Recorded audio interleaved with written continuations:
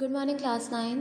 I am your Park Studies teacher. Students, and in today's class, we are going to talk about a very important event. It was the 3rd June 1947 plan.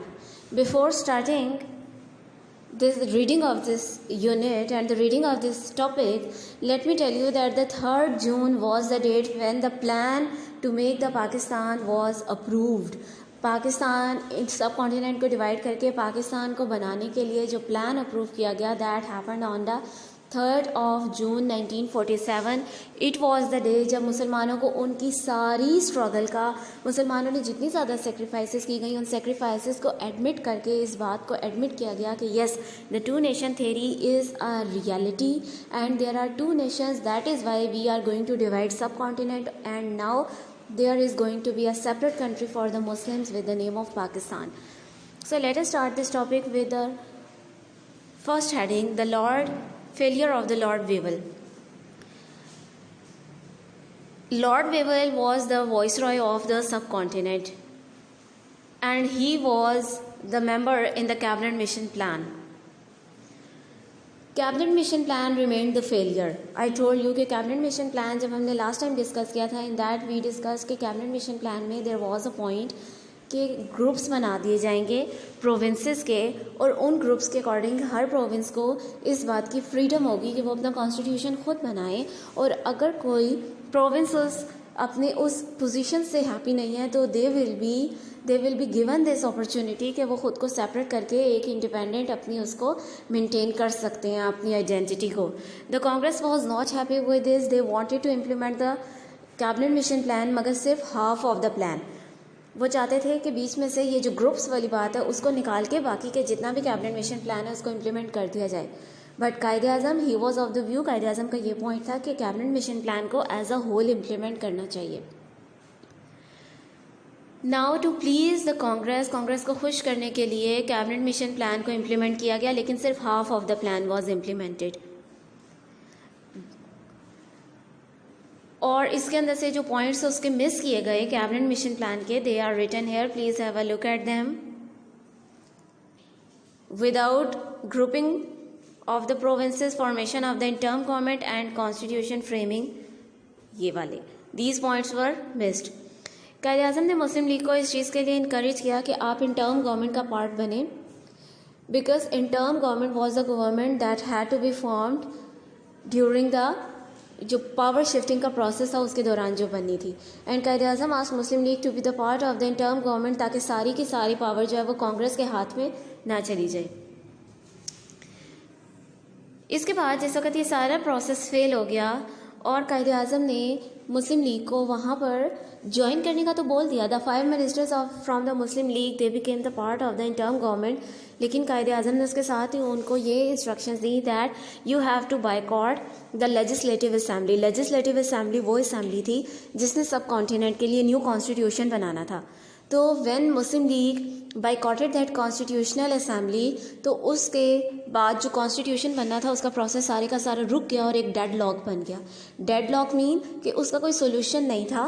Congress अपनी बात पर जो है वो अड़ गई और मुस्लिम लीग जो थी उसने बाइकॉट कर दिया. So now there was no solution.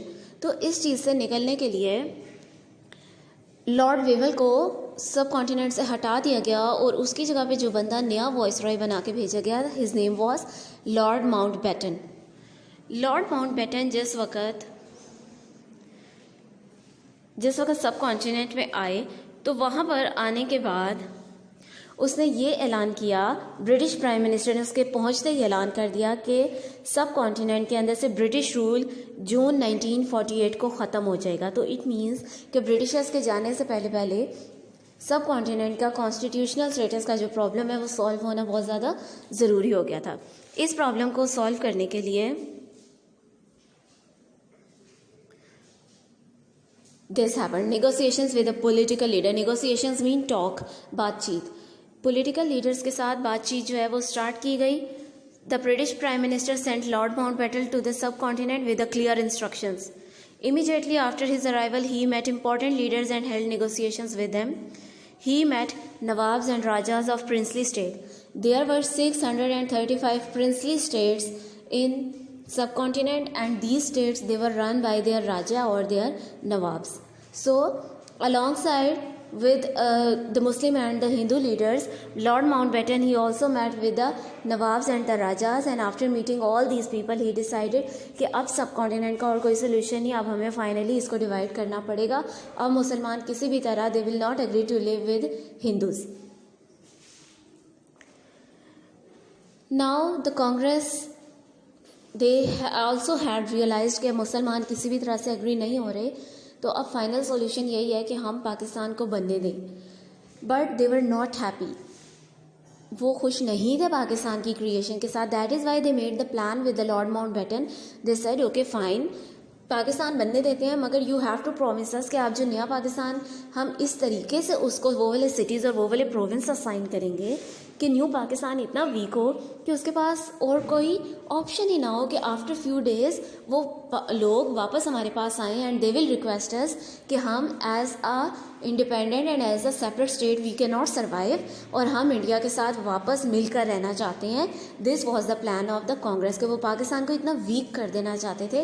वो चाहते थे कि जो न्यू कंट्री बने वो इतना ज़्यादा वीक हो और उसके अंदर इतनी ज़्यादा प्रॉब्लम हो कि मुसलमान दोबारा से खुद से अपने मुंह से बोल के ये रिक्वेस्ट करें कि we can not live separately. अलग रहना, अलग मुल्क को रन करना बहुत मुश्किल काम है जो हम नहीं कर सकते.